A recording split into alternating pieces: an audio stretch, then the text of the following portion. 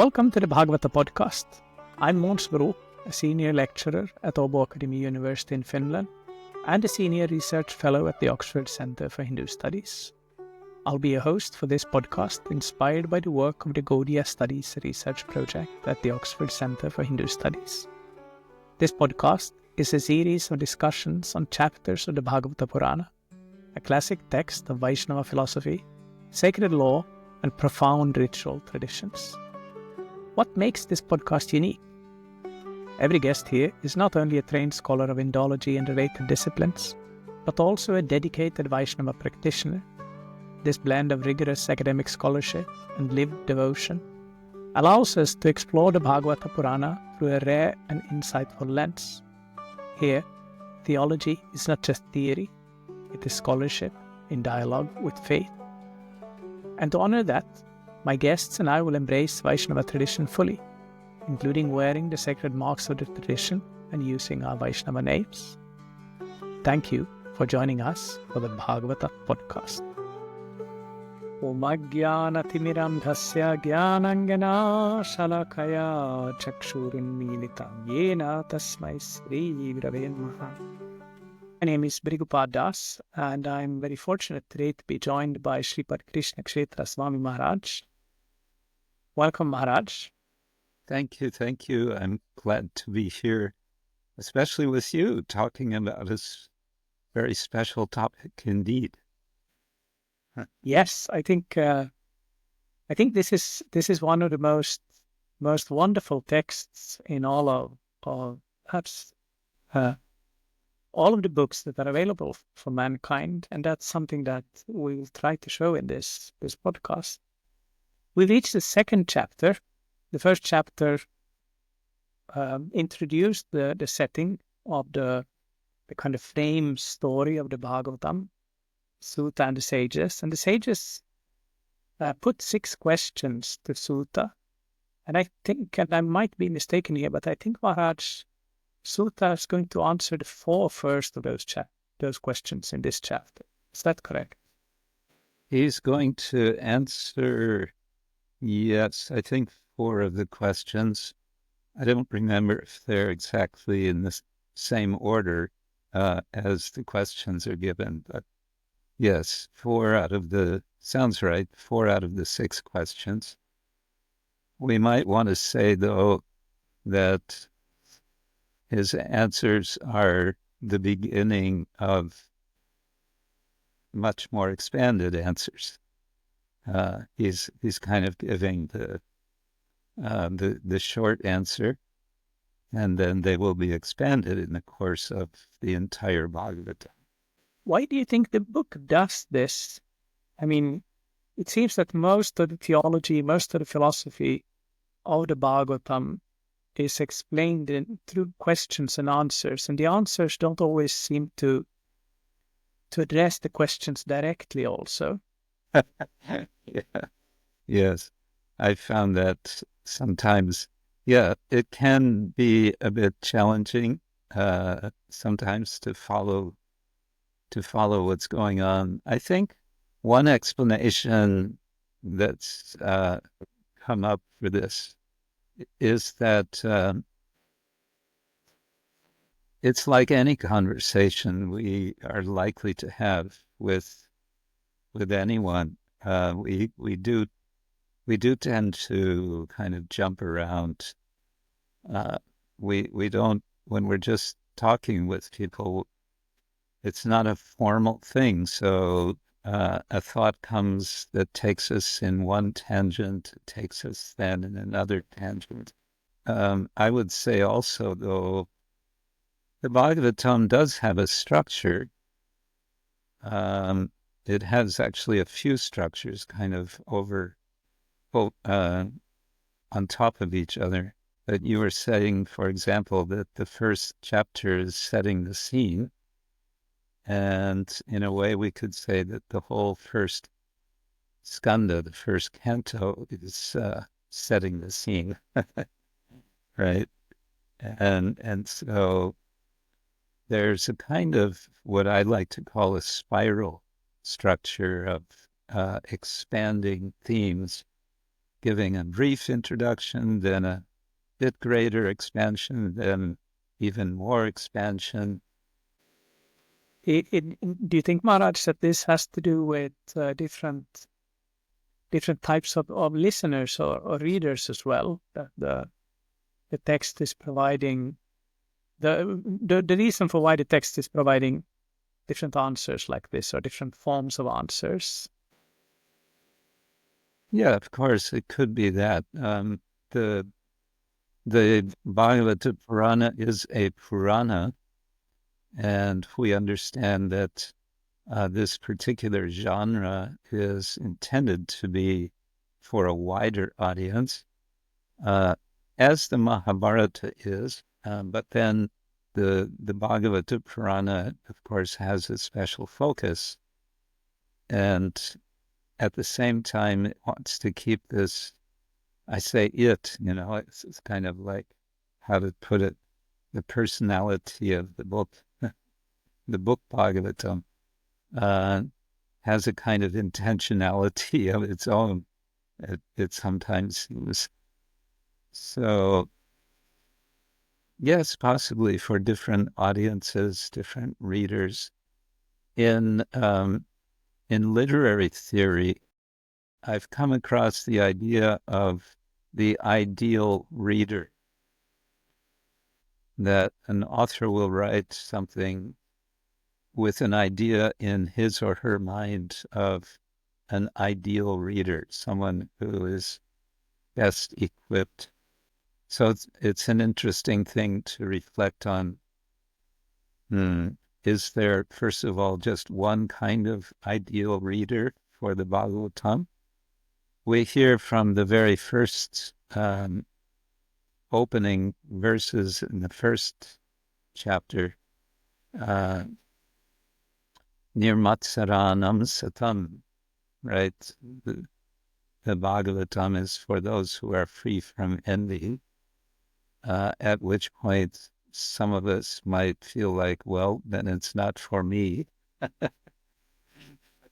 because I'm not free from envy. But there's so much that encourages us to continue reading or hearing. Here in the second chapter, one of the things that I find interesting is how Suta, after being questioned by the sages and being honored by their questions, he doesn't go directly into the answers, but rather he begins by offering his respect to his own teacher and to a whole number of persons. Do you have any thoughts about this? Well, yes.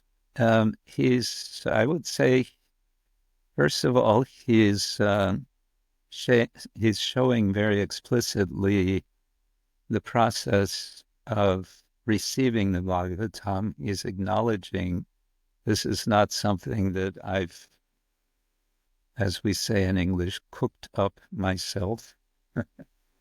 And he's also acknowledging the vertical dimension of bhakti. Here I'm kind of echoing the late Joseph O'Connell, who was a scholar of especially Gaudiya Vaishnavism.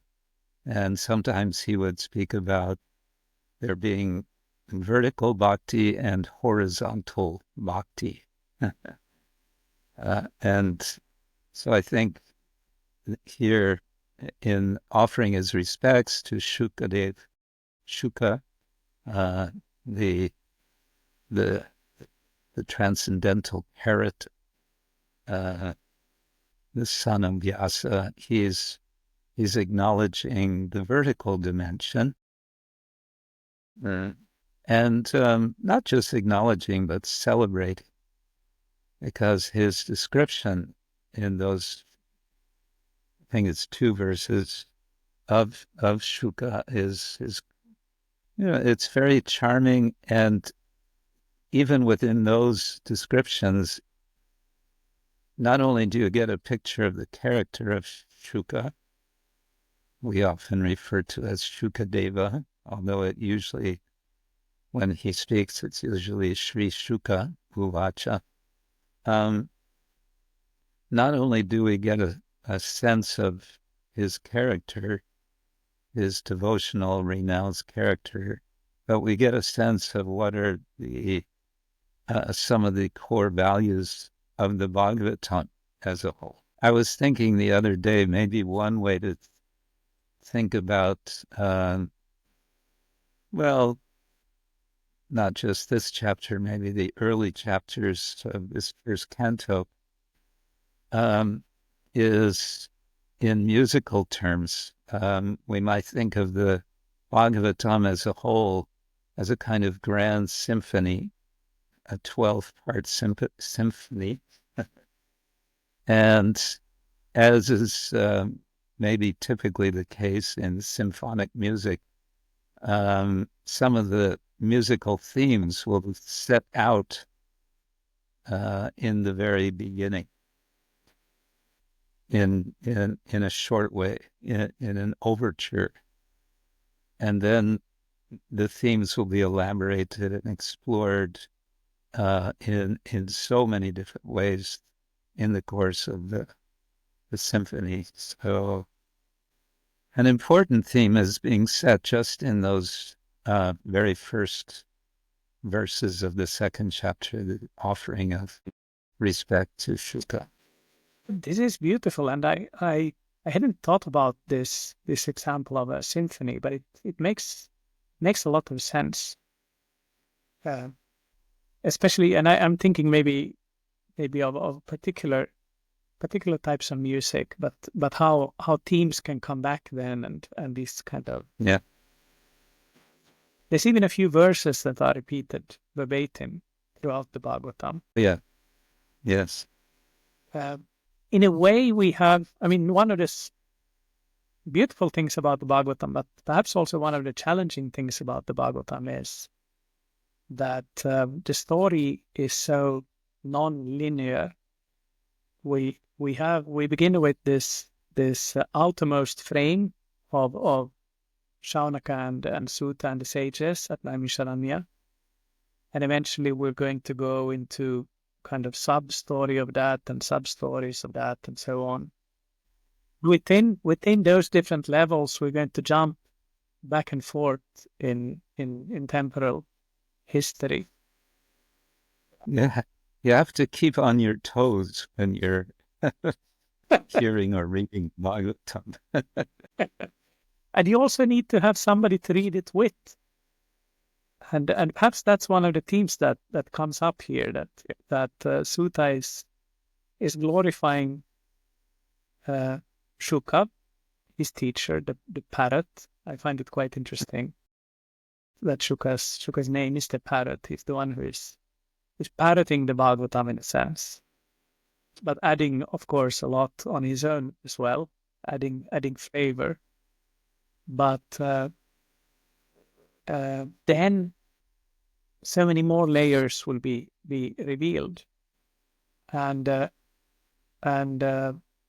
here I'm also wondering. We could say that the Bhagavatam it begins in a sense here with Suta and the sages, but it's going to begin again then with Parikshit and Shuka later on, and it's going to begin again with Maitreya and Vidura, and it's going to begin again with Narayana and so on. But if we look at beginnings from a different perspective, I wanted to ask you, Maharaj, because you, of course, one of the things that you are famous for or well known for within the community of scholars is that you've worked on the Bhagavatam extensively together with Ravi Gupta, Radhika Raman, and on your own as well. Mm. Today, from the perspective of scholarship, is there a consensus about the beginning of the Bhagavatam from a kind of historical point of view? When was this text composed? Oh, consensus. Good luck. Yeah. I think the best the best explanation of the very many theories of when it was composed was done by Edwin Bryant in an article which was published some years ago in Journal of Vaishnava Studies. And he covers the whole gamut from very early to very late, even up. One estimate is the latest, I think, is 16th or 17th, I don't remember, 16th century of the Common Era, going back to, I don't remember now, 16th century before the Common Era. So, 3,000 years of estimates. But then he kind of analyzes them and weighs them, how reasonable the estimates are. And he's very good at that sort of thing. His doctoral dissertation was a similar exercise in a different area. And he finally comes to the conclusion, which he doesn't say is, absolute. He just says a reasonable guesstimate is that it's from, as I remember, 4th or 5th century of the Common Era, so he wants to put it in the Gupta period. Now, the traditionalists, of course, will not be happy with this, but I think it's interesting to know that Bhaktivinoda Thakur, very much a traditionalist, kind of played with the idea of comparing or dating the Bhagavatam in relation to the modern historical methods. And of course, it was, you could say, just an experiment, and I don't know how much he himself took it seriously. But he talks about this in his introduction to the Sri Krishna Samhita.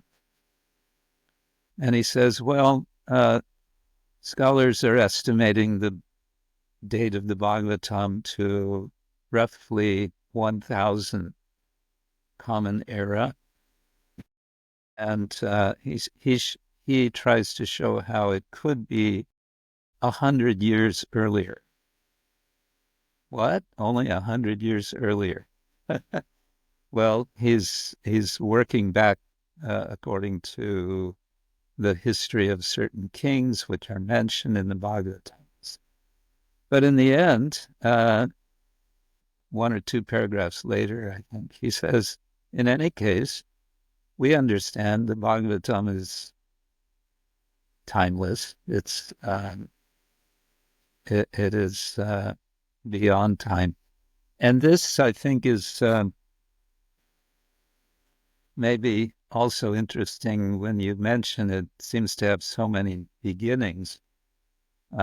One of the articles that Radhika Raman Prabhu and I were able to publish in the collection of articles, the Bhagavata Purana, Sacred Texts and Living Tradition, was by the late Rick Jarrow.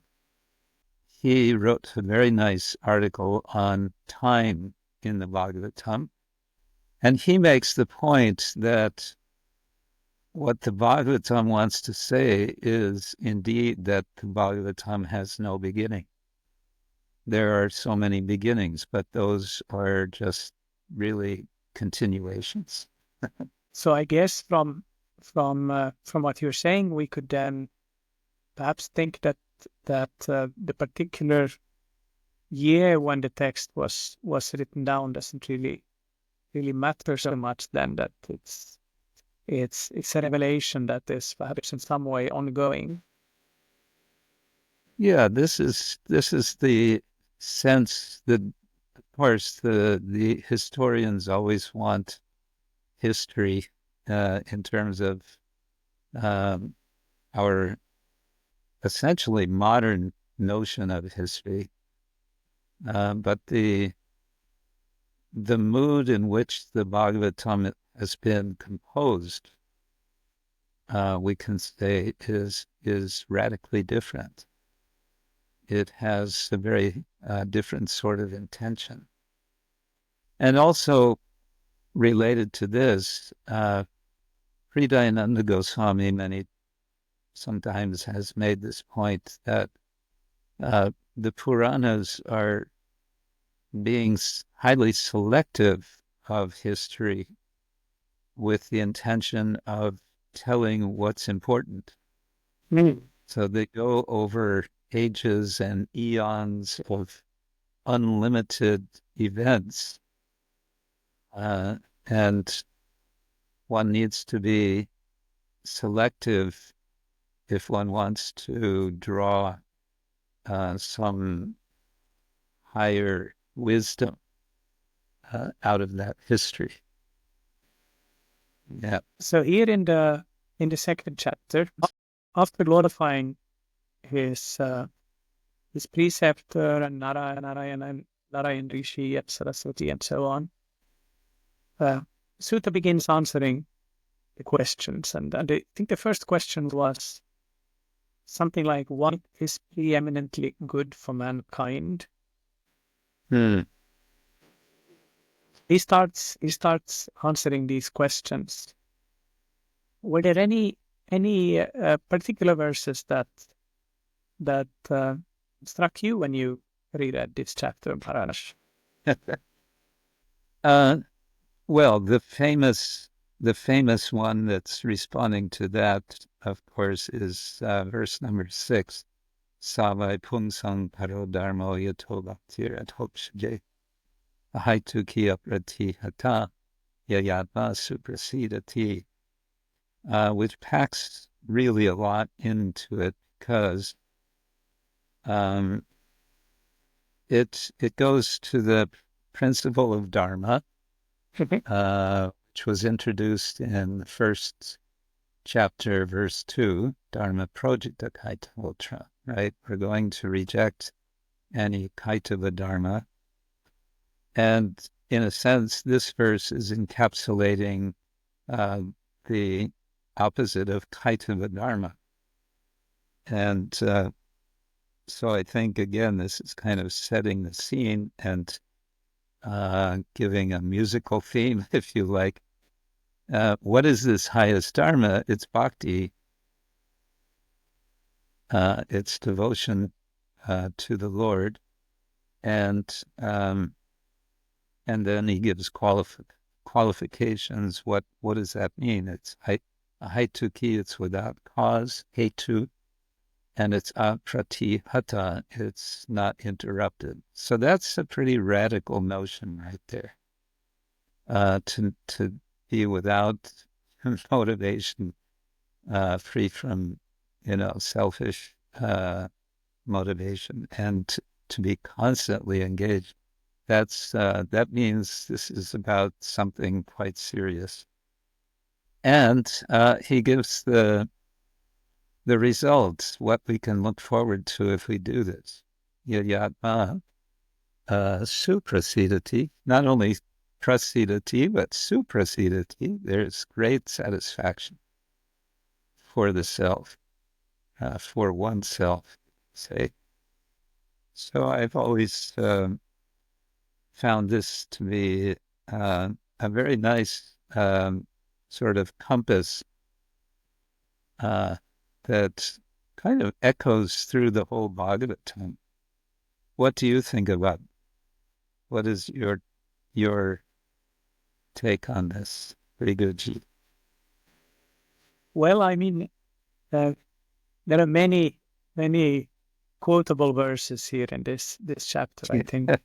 Yes. I think I remember seeing there are many of these shloka books, of course, books with collected verses. And I remember seeing one with verses from the Bhagavatam, and I think at least every second verse of this second chapter was included there. Right. So many verses. But this one that you mentioned, it sets a very high standard you mentioned the qualification of the listeners as being nirmatsaranam satam, those good people or saintly people who are without envy. And here it's said that bhakti is uninterrupted, which is quite a tall order. I'm not 100% sure how to take that. I mean, theoretically, of course, I can understand what that means, that bhakti is not kind of on the back burner, something that we do now and then. Weekend hobby. Yeah, but it's something that pervades our life all the time. But what that means in practical terms, I'm not so sure. Well, that's the sort of thing that gets expanded, I would say, in the Bhagavatam. We read about the different Bhagavatas. It's called, of course, it's called Bhagavata Purana because Bhagavata with the long first A indicates that it's in relation to Bhagavan, with a short A, first A. And what is in relation with Bhagavan is not so much what, but who are in relation are the Bhagavatas. So one way to appreciate the Bhagavata Purana is to see how it's kind of zeroing in, focusing on specific Bhagavatas.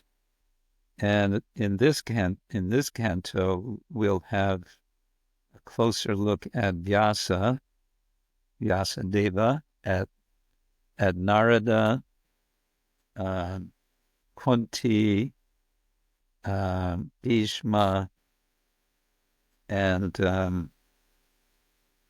who else? Parikshit, of course. Yeah, and briefly Shuka. So you can say your question, all right, how to apply this? I think this is one of the ways that the Bhagavatam teaches that. It's also going to teach in a very, prescriptive way in some passages. I'm thinking of Narada in Canto 7, speaking about Varna, Ashrama, Dharma. And also Krishna in 11th Canto, speaking to Uddhava. He goes into a lot of detail there about the practice of bhakti. Yeah, that's what comes to my mind. I like that very much, and the focusing on the persons of the Bhagavatam, the Bhagavatas. I think that's a very fruitful way of reading the text as well. Here we have a discussion between Suta and the sages, and there's going to be so many discussions in the text, and so many times when somebody starts praying or asking questions, answering questions. So it's very kind of dialogical. And I remember the first time I read the Bhagavatam with Prabhupada's commentaries and in the back of the Sankirtan van, I would sometimes get bored with all these prayers, especially. But now Daksha is going to pray, and now Ritu is going to pray, and they will all say things like, "Oh, my Lord, you are beyond the three gunas, and from you comes Krishna." But my Sankirtan leader, he said something very good to me, and he said that whenever you read these kind of things, try to see how the personality of the speaker is reflected in what they say, and that works. You start to see that this is why Daksha is saying this. This is why Maharaj Prithu is saying this. Yeah, they may have some themes that come up quite a lot, but then there are these particular kind of personal aspects that come in as well. Yes, and I've also heard from, I have to say again, the late Gopi Paranadana Prabhu, who was really quite an accomplished Sanskritist. He said just about this, he said, you can also see differences in style in the Sanskrit. Of course, when there's translation, as the saying goes, lost in translation, there may be things that are not so easily notable in that respect. That's one thing that I would like to see somebody do, would be to translate the Bhagavatam in a way where the different styles of Sanskrit would be visible in the translation as well. But we have so many different meters, for example, that are used. There is one devotee in Poland who has started a big project of translating the entire Bhagavatam in Polish verse. So then we just need to learn Polish first. That's right. Yes. No, but I'm interested in this because I think the translations that are available, and particularly Prabhupada's translation, of course, which is so widely available and so extremely helpful on many different levels. Mm. This kind of aspect of the poetry and the different styles of the language of the Bhagavatam doesn't come across so clearly. And I think this is something that would be nice if it could be somehow, as you say, things get lost in translation, but perhaps it would be possible to bring a little bit more of that out in some way. Yeah. When Radhika Raman and I worked on our translation, we did selections from the Bhagavatam, from each of the 12 cantos. Roughly 10% of the entire text we translated from the Sanskrit. And it was incredibly interesting and, of course, challenging and illuminating. And it was also fun because we worked very much together. We went back and forth on so many verses discussing. So we tried our best to bring out what we could. And of course, it's a kind of ongoing discovery, what's really an endless possibilities. One thought I had also on translation, in the English language, what's called the King James version of the Bible is, of course, a translation of the Bible into English, but it's regarded as English literature. It has been extremely influential to the literary history of English language. So that sort of thing can also be there for translating the Bhagavata.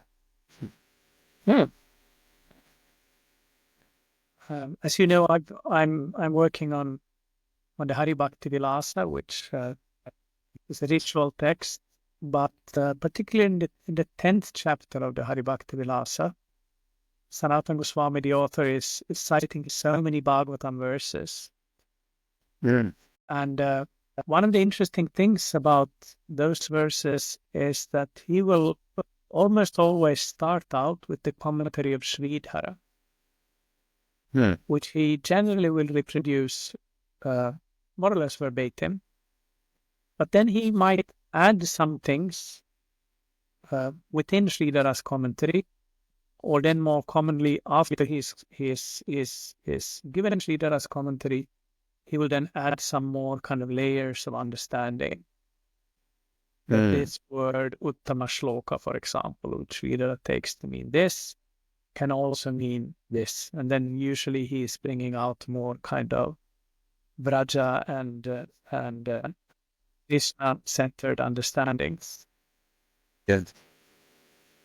Did you and Radhikaraman, did you look a lot at these traditional commentaries when you translated the text? Yes, we did.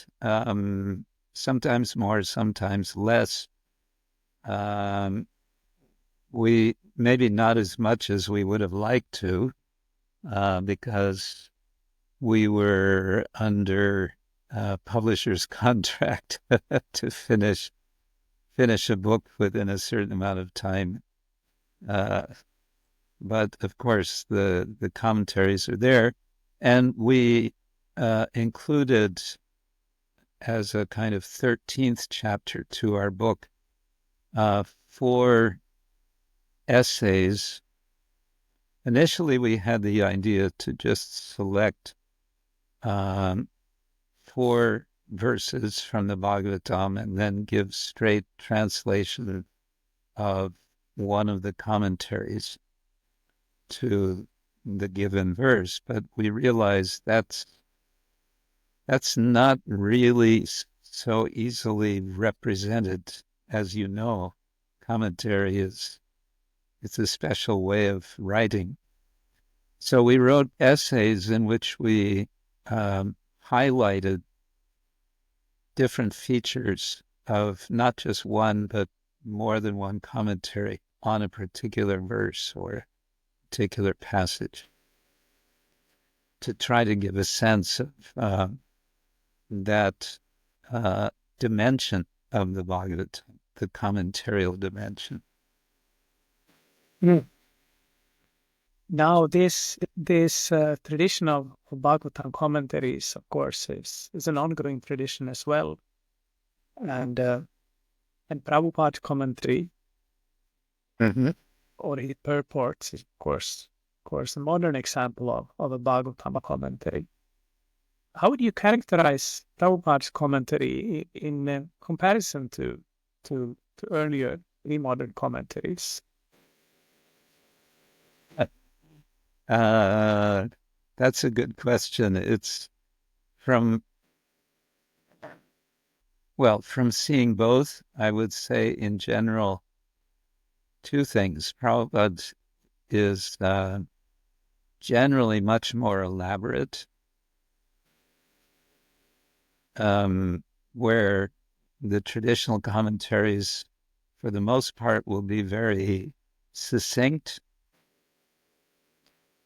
And this, of course, is for a reason. He knows he's writing for a very wide audience, and he's writing for an audience who have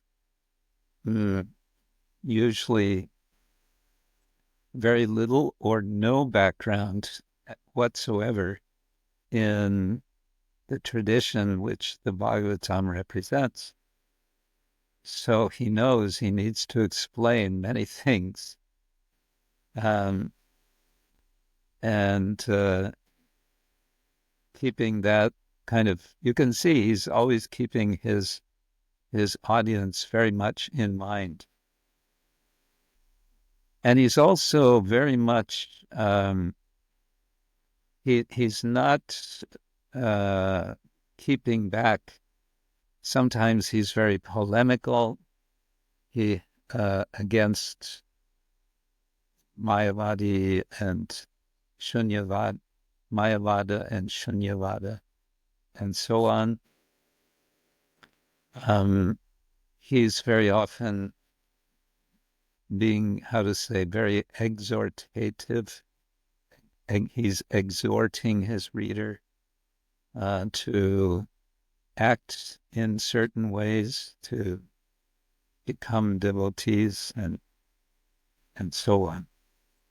So it's quite different I would say in those respects. Do you see also, of course, he will quote sometimes, or he will paraphrase commentary, and he will also sometimes weave a gloss of a word into the translation,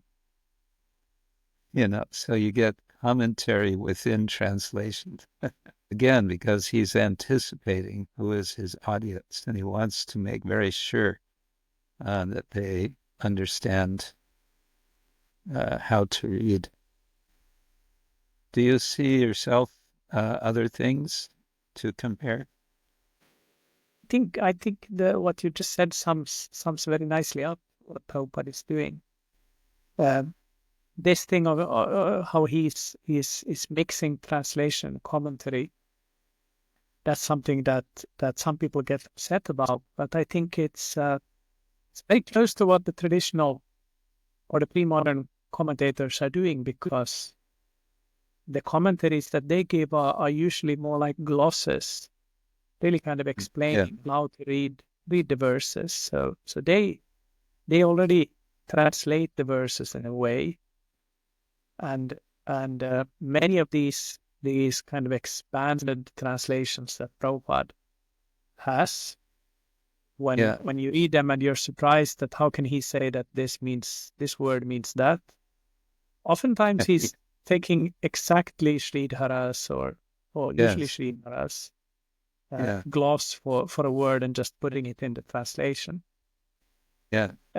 One thing that I'm wondering about when we're speaking about these early chapters or the whole first book or the first canto, is that Prabhupada wrote these commentaries when he was still in India. Mm-hmm. He did write them in English, of course, and they were a little bit then edited for the language was edited later on after he had come to America. But I don't think the contents were changed very much. But do you think that already here he's having an international audience in mind? Yes, I've always felt that he had an international audience in mind from the beginning. He was advised by a friend when he was preparing his Back to Godhead magazines in the early, maybe in the 50s. I don't remember if he mentions his name, but someone had advised him to write books instead of magazine. And Prabhupada thought that's a very good idea because books are more permanent. And I think he was anticipating. We understand he had this order from his guru to write in English, and he was anticipating that he would eventually travel west. That's my sense, at least. Mm-hmm. Of course, his English in those, especially first canto, is it's charming, it's quaint, it was edited quite a bit as he wanted. But it's sometimes nice to read that original. It's very sweet. Another verse going back to the second chapter that I think is very much celebrated is verse number 11. Vet varanti tattva vidas tattvam yajnanam advayam brahmeti paramatmeti bhagavaniti shabdyate. And this is sort of setting out advaya jnana, non-dual knowledge, which kind of surprises some readers because we're thinking, no, we're not non-dualists. Those are the Advaitins, right? And we don't have anything to do with them. But Srila Jiva Goswami in his Sandarbhas he puts a lot of attention on this particular verse to elaborate what is meant by Advaya Jnana, and this Advaya aspect is never abandoned. It's rather, he shows how it has these three aspects: Brahman, Paramatma, and Bhagavan, and that becomes a sort of theologically foundational verse, I think, for the entire Bhagavatam. The Bhagavatam, of course, as you said earlier, is mainly focused on that which relates to Bhagavan. So we might wonder here then that it's interesting that the Supreme is designated as Advaya Jnana Tattva, but also then that these two aspects are so important, Brahman and Paramatma. Why do you think they are mentioned here instead of just going directly for Bhagavan straight here in the beginning? To Bhagavan. Yes. Let's not waste our time with this Brahman business. I would think it's one aspect of the Bhagavatam is its Catholicity, its appeal to everyone, its inclusiveness. And there are many verses in the Bhagavatam that can be taken in a, what we might want to say, impersonal way, or quite non-dualist way. And it seems to me that's intentional. There's a kind of intentional ambiguity. But I would say another reason is just because it's recognizing there are these three aspects of this Advaya Jnana Tattva. And the Bhagavatam is, one of the features of canonicity, one scholar has explained, is that a text or a collection of texts proposed to be all-inclusive. Everything that is to be known is to be found in the canon. And so the Bhagavatam, I think, is doing that. And one way to, going back to Bhakti, Srila Bhaktivinoda Thakur, as you know, in his, that very first essay he wrote, the Bhagavata, its theology, ethics, and philosophy, that's called. He makes this perhaps hyperbolic statement that if all the Vedic literature, except for the Bhagavatam, would be burned, I think he compares it to the Library of Alexandria. He says, if it would all be burned except for the Bhagavatam, there would actually be no loss.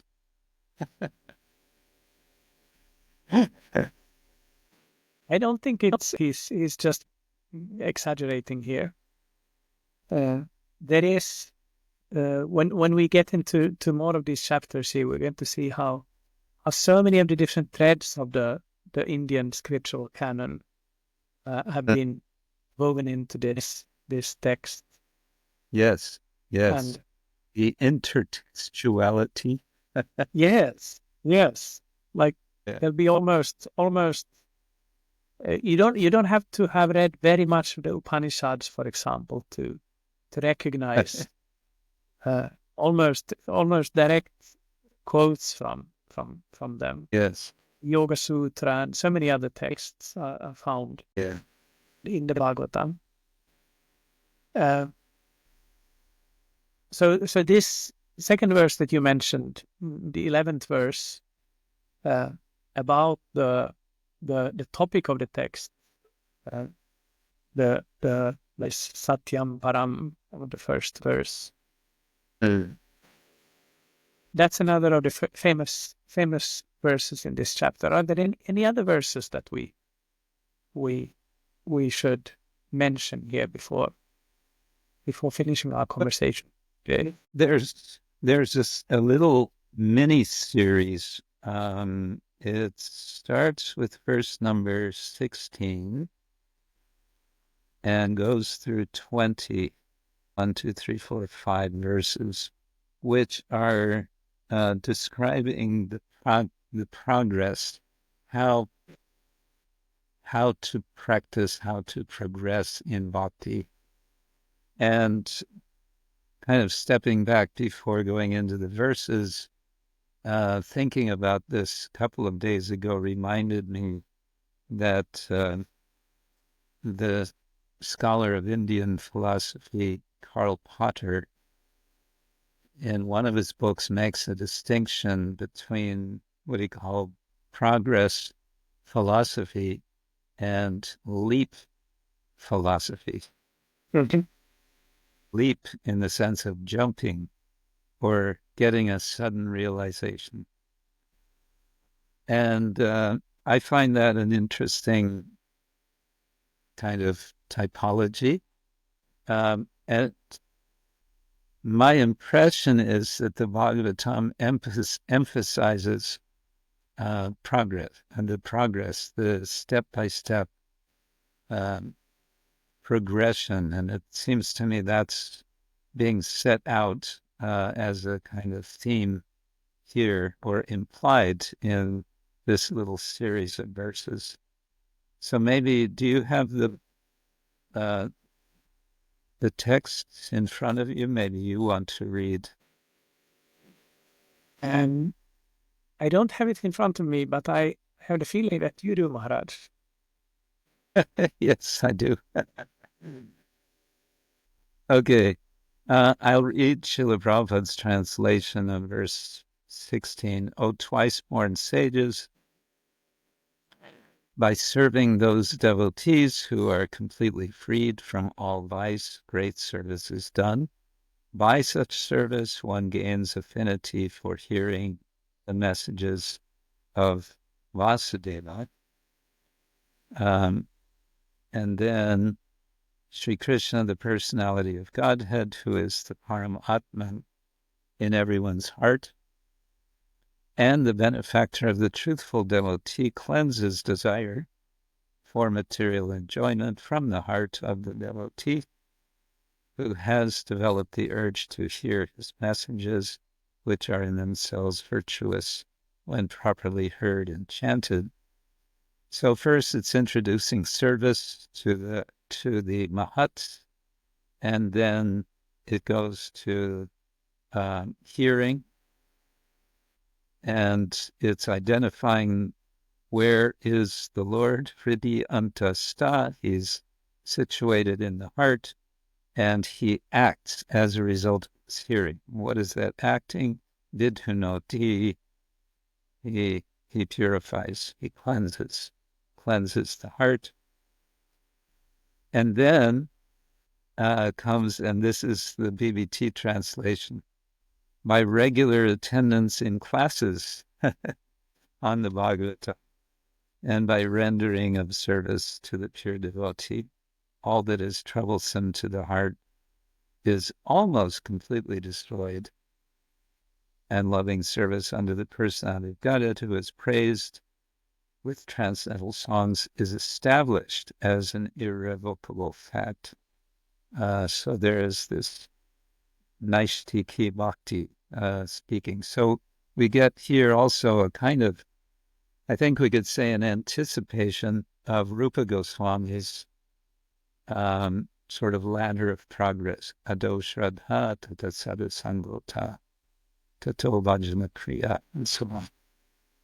And this seems to speak about Nishta. Yeah, and then the next one, verse 19, as soon as irrevocable loving service is established in the heart, the effects of nature's modes of passion and ignorance, such as lust, desire, and hankering, kama, lobha, adaya, disappear from the heart. Then the devotee is established in goodness, stitam sattve, and he becomes completely happy, prasidhati, prasidhati, not aspirated.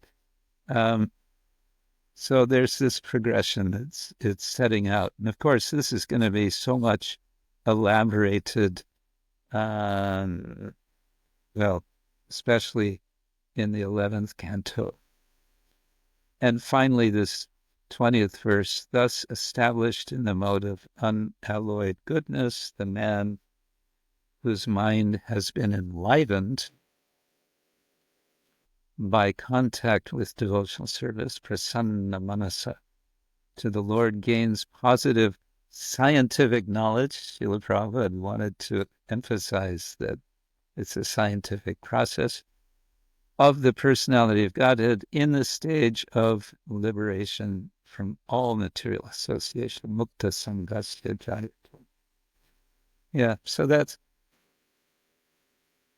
encapsulating, you could say, the process of bhakti, abhideya, according to the Chaitanya Charitamrita terminology.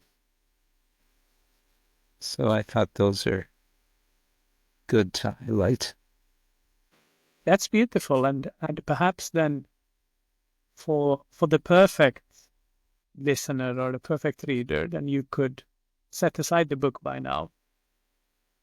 That say, okay, I got it now. Yeah. But I'll have to maybe read a few more chapters to get it all. But Yeah. this is I think it's very nice that you highlighted these verses, Maharaj, because this is really kind of in a nutshell so much of what is going to be expanded on throughout the whole text. This kind of like a system of stages of devotion. That's something that various Vaishnava traditions, of course, will elaborate on during the centuries and offer often many quite detailed descriptions of. At the same time, it seems these descriptions often seem to be a little bit artificial, in the sense that when we look at the life stories of saints and so on, they do follow the same basic idea that they serve the devotees, they hear, they get purified, and so on. But things tend to happen in often surprising ways.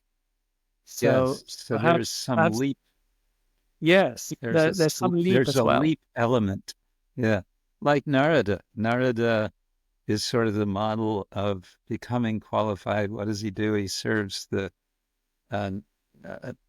sadhus. Bhakti Vedantas, Prabhupada says. The Bhakti Vedantas, and then he loses his mother and so on. And then what happens? Suddenly he's wandering, he meets the Lord, reveals himself and says, I'm not going to, that's it, won't see me again in this life. But at the end of his life, he makes a big leap. Or Dhruva, he does this super, turbo austerity, and then, boom, suddenly the Lord appears to him and bumps him on the head with his conch. One other thing which maybe you would like to speak about, I've noticed later in this chapter, some verses which, how to put this, I think they're just the thing for you to talk about, because you wrote this nice article, which we included in our book, about the Bhagavatam's outsiders, heterodoxy and so on. So, for example, verse 26, those who are serious about liberation are certainly non-envious, and they respect all, yet they reject the horrible and ghastly forms of the demigods and worship only the all-blissful forms of Lord Vishnu and his plenary portions. So I said before, the Bhagavatam is very Catholic, it's very inclusive, but it has its boundaries, doesn't it? Yes, indeed it does.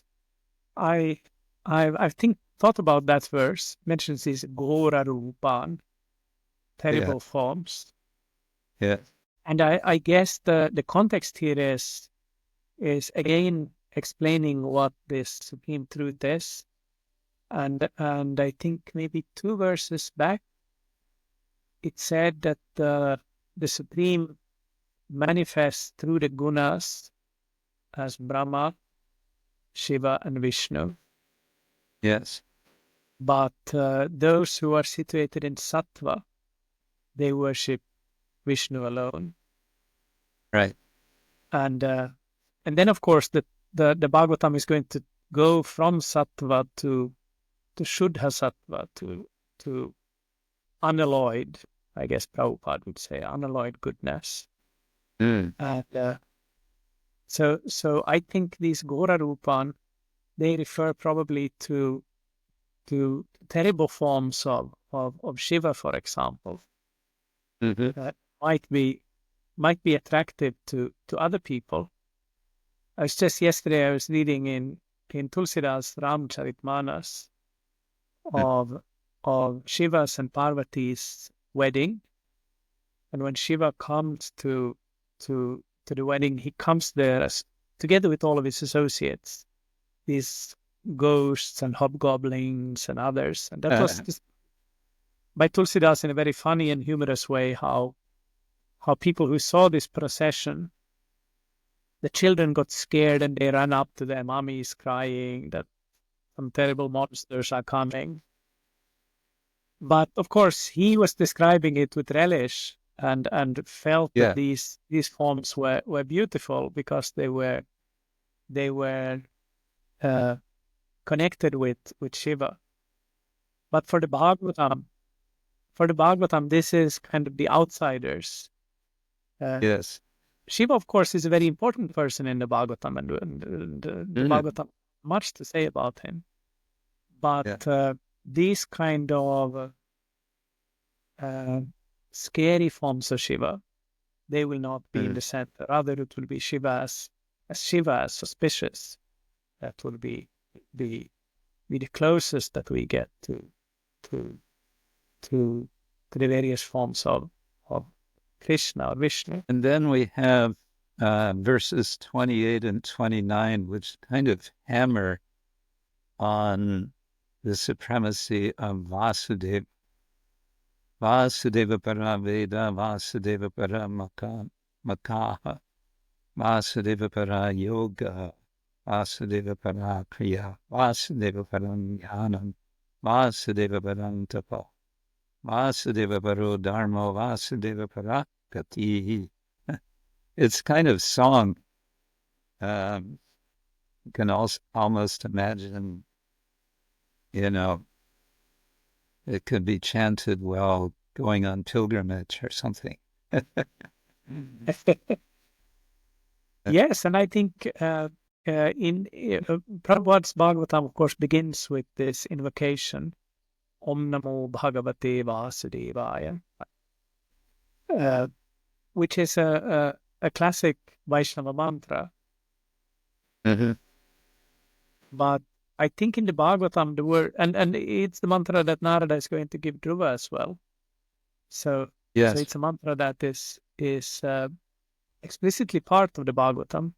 But I think one of the reasons for why this mantra is important in the Bhagavatam is the double meaning of the word Vasudeva.